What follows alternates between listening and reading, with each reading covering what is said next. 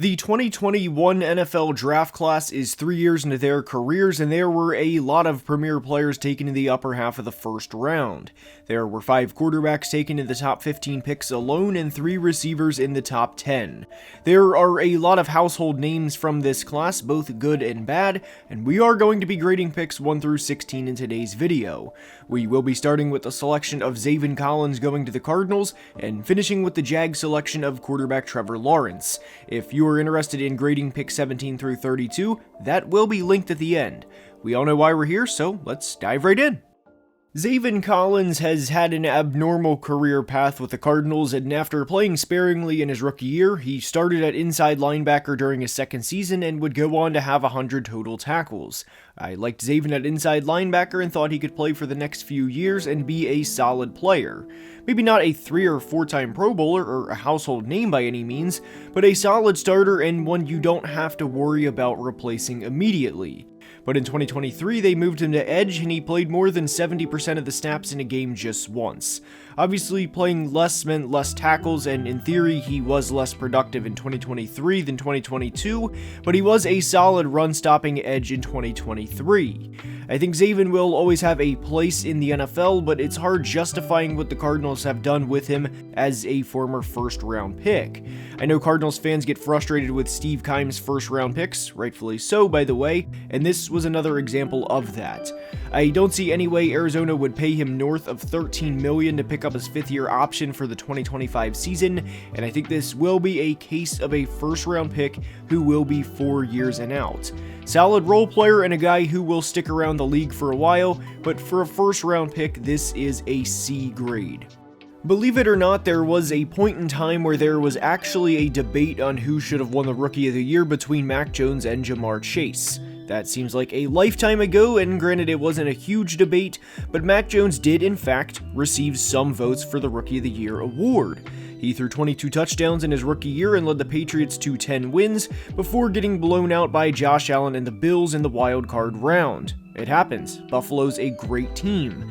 But over the next 2 years, the Patriots have been nothing but downhill, and during the 22 and 23 seasons, Mac was just 8-17 as a starter and threw 24 touchdowns in 25 games to 23 interceptions.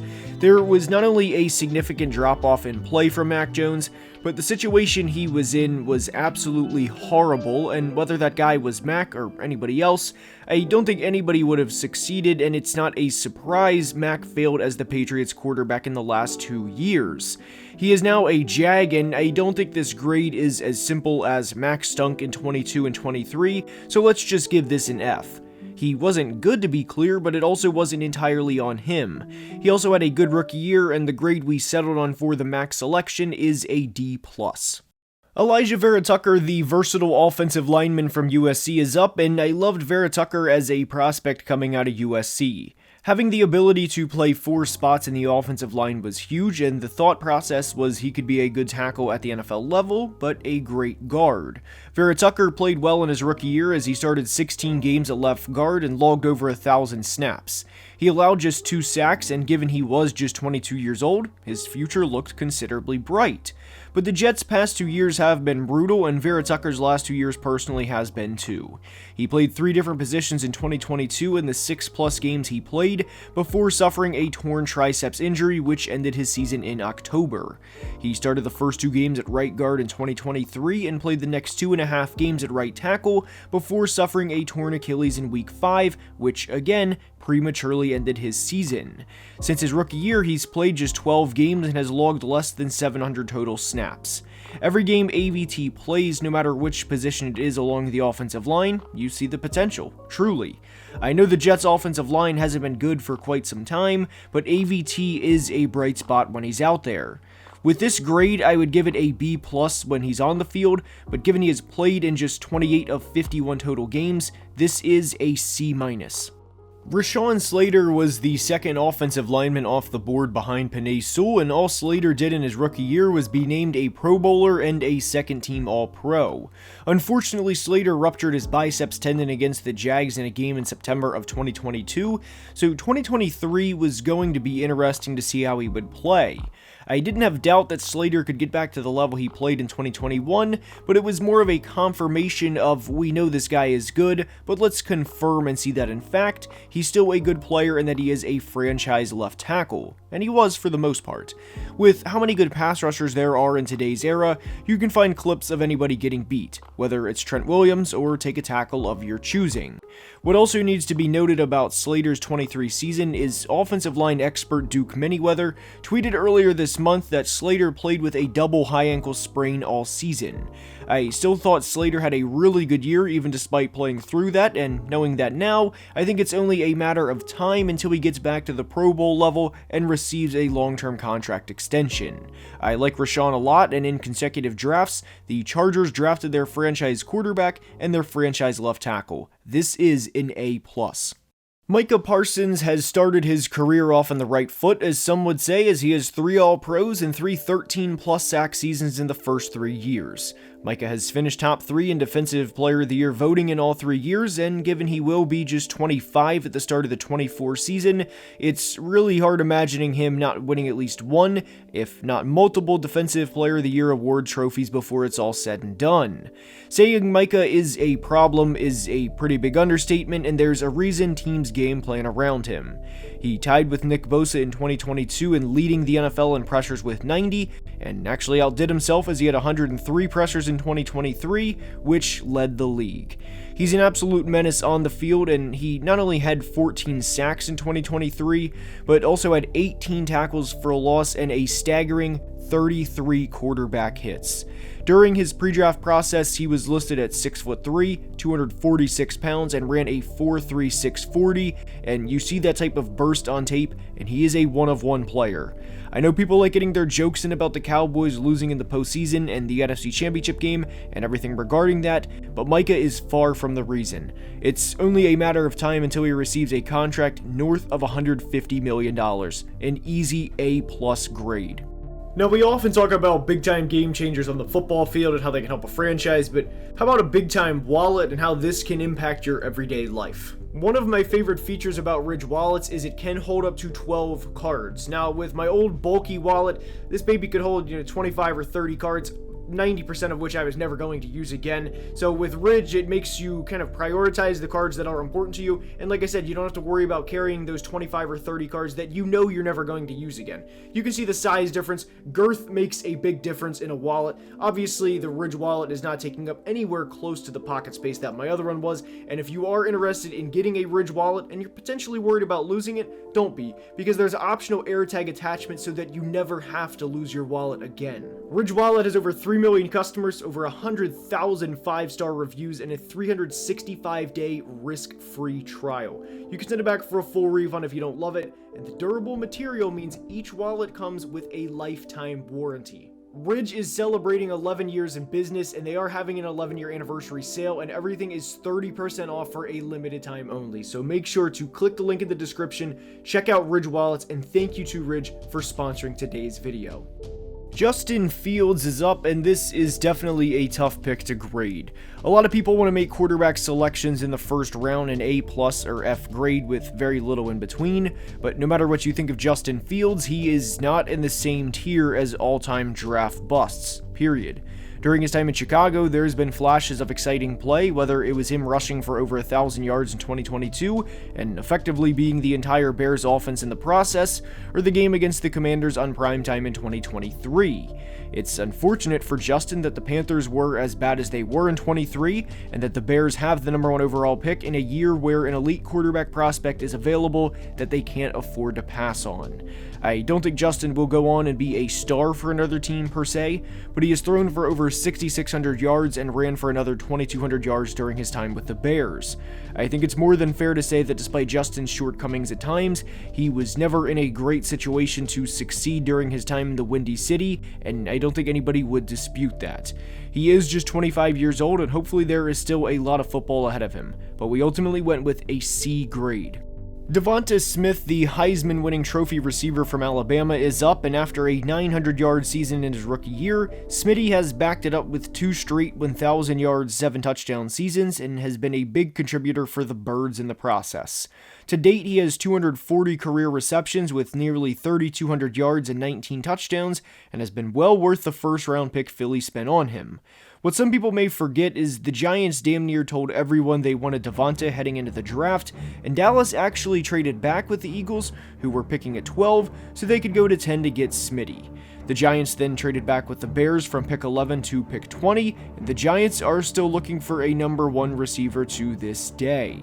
Devonte is a good complementary receiver to AJ, and the Eagles are a good offense year in and year out for a reason. Everyone knows he's a good player, but when grading this pick, I would ask this simple question of, do you think Smitty is a top 4, 5, or 6 receiver in the league? I don't think he is personally, and I don't think that should be a hot take either. He is a very good player, but I don't think he's elite, and for that reason we give this an A grade. The Denver Broncos have had a lot of forgettable moments over the last few years, and specifically since the Russell Wilson trade. This franchise has not made the playoffs since winning the Super Bowl over the Panthers back in February of 2016, but despite all of this, Pat Surtain II has been a very bright spot since he was drafted. He was an elite corner prospect coming out of Alabama, and he doesn't quite get the recognition some would say he deserves for being as good of a player as he is. What I think is also special about Surtain is he jumped in from day one and did not back down from anything. He's been a good corner since he was drafted, and it's unfortunate guys like Pat have to go through all of the shit Denver has went through over the past few years. He was a first-team All-Pro in 2022 and a Pro Bowler in 2023, and for good reason. He's a lockdown corner. He was just 21 years old when he was drafted, and if everything goes like it has been for him since he entered the league, I really think there is a chance that he finishes his career with 6 Pro Bowls and maybe 2 or 3 All-Pros. I don't think it's an exaggeration to say that if Denver was better, he would receive a lot more love nationally. An A+ grade. J.C. Horn was the first corner off the board, and 3 years later this is a tough trip down memory lane for Panthers fans for several reasons. Heading into the 21 season, I really liked what they had in their roster, especially on defense, as they had guys like Derek Brown, Brian Burns, Jeremy Chin, Hassan Reddick, Frankie Louvu, and Shaq Thompson. All of these guys were 27 or younger, and most were 25 or younger, and the future for this team looked bright. Unfortunately, JC fractured his foot in week 4 of his rookie year, which prematurely ended his rookie season, and he had a good year, great year in 2022, until he fractured his wrist on Christmas Eve against the Lions. Things were looking up for JC as he showed he could play at the NFL level, and at a high level at that, but he suffered a hamstring injury in week 1 of the 23 season, and hamstring injuries are never fun. Never. He played in just 6 games in 2023, and to date has played in just 22 of 51 games for the Panthers. However, he has been good when he's played, but when you suit up for less than half the games you could have played in, it's tough to give this a good grade. I know people hate incomplete grades, especially 3 years in, and I completely understand where they're coming from, so what I thought was fair regarding this pick was to give JC a grade when he's played, which would be an A, but overall this grade would be a C. Penei Sewell was the first draft pick in the Brad Holmes and Dan Campbell era, and when Dan Campbell took the Lions head coaching job, we all knew what the mission was, and he made it clear from the opening press conference. It was about changing a culture and being the hardest working, most gritty guys on the field. They could not have had a more fitting prospect fall to them at pick 7 in order to start to change the culture, and Penei Sewell has played his ass off since becoming a Lion. He split time at both left and right tackle during his rookie year, and even played 2 games at left tackle in 2023, and has only gotten better as a player since being drafted. What was so rare about Penei as a prospect was not just how good he was, but how good he was, how athletic he was, and how young he was as a prospect, all wrapped into one. He didn't turn 21 until October of his rookie year, meaning he's only 23 years old now, and is a 2-time Pro Bowler and a 1-time first-team All-Pro. Obviously, guys like Amon-Ra, Jahmyr Gibbs, and Aiden Hutchinson get a lot of love for the turnaround in Detroit, and rightfully so, as I don't want to take anything away from those guys, but Penei is one of the best players in all of football. The only decision Detroit will have to make here with him moving forward is how much they pay him, an easy A+ grade. Jaylen Waddle was the first receiver from Alabama selected, and this may come as a surprise to some people, but Jaylen has actually started his career off with 3 straight 1,000-yard seasons. He had over 100 catches back in 2021 and even had 6 touchdowns as a rookie, and Jaylen has consistently been a good receiver for Miami. With the addition of Tyreek Hill in the 2022 offseason, both receivers exploded as Waddle would go on to have a career high in both receiving yards and receiving touchdowns. To date, he has over 250 receptions, and like with Devonte Smith and Jamar Chase, I think it's a matter of how much Miami offers him when the extension time comes. The only thing I would say about Jaylen is while I like him a lot and think he is a pretty good player, nobody, even Dolphins fans, are having a discussion about him being a potential top 5 or 6 receiver in the league. There's nothing wrong with that, of course, and a lot of teams wish they had Jaylen Waddle on their team, but this pick is a little tricky to grade because I'm sure Dolphins fans would argue that this is an A+ pick, and I think there is an argument to be made for that, but we try to reserve those for the best of the best. Jaylen is a good player, and this is an A grade. Jamar Chase exploded onto the scene in his rookie year as he would go on to have 81 receptions for over 1,400 yards, which was a record at the time and since has been broken by Puka Nacua, and had 13 touchdowns as the Bengals were on their way to a Super Bowl appearance. Jamar missed some time during the 22 season, yet still put up 1,000 yards, and even despite his quarterback going down in 2023, still managed to put together a 1,200-yard season at just 23 years old. Jamar was just 21 as a rookie, and to date has over 3,700 yards and 29 receiving touchdowns. He has also tacked on 588 receiving yards and 3 touchdowns in 7 career playoff games and has been everything the Bengals could have hoped for and more. I know Pro Bowls are watered down compared to what they were 20 years ago, but Jamar is a 3-time Pro Bowler, and the Bengals made a controversial decision to pass on the All-Pro tackle prospect to take the All-Pro receiving prospect and to pair him with his former college teammate Joe Burrow. Well, the Bengals' decision has more than paid off, and 3 years later, this is an A+. Kyle Pitts' career path has been extremely frustrating after a 1,000-yard season back in 2021. He was a one-of-one receiving tight end prospect coming out of Florida, and there was a reason he was a top 5 pick. He paid immediate dividends for this franchise as he became the first rookie tight end to have 1,000 yards since Hall of Famer Mike Ditka all the way back in 1961. But in the 27 games he's played since, he has just 1,023 yards, which is actually 3 yards less than what he had in his rookie year. There were a lot of picks that were difficult to grade from this class, and this was certainly one of them, because I don't think anybody would deny that when the Falcons decide to, actually give him the rock, he shows flashes of being a top 3 or 4 tight end in the league, and flashes of being the ultimate mismatch. This clearly isn't a lack of talent on Pitt's part, and we all have been extremely frustrated for him over the last 2 years. Hopefully Kirk can get him back in the right direction, and if this were on talent alone, it would be a very high grade, but it's not. The Falcons have mismanaged him, and they wasted 2 of the first 3 years of his career. Kyle having 6 touchdowns in 3 seasons with him being as big of a mismatch as he is a joke. After debating on this one for a long time, we ultimately went with a B- grade. The 49ers traded up from pick 12 to go get Trey Lance, and at the time of this video release, Trey Lance is their most recent first-round pick.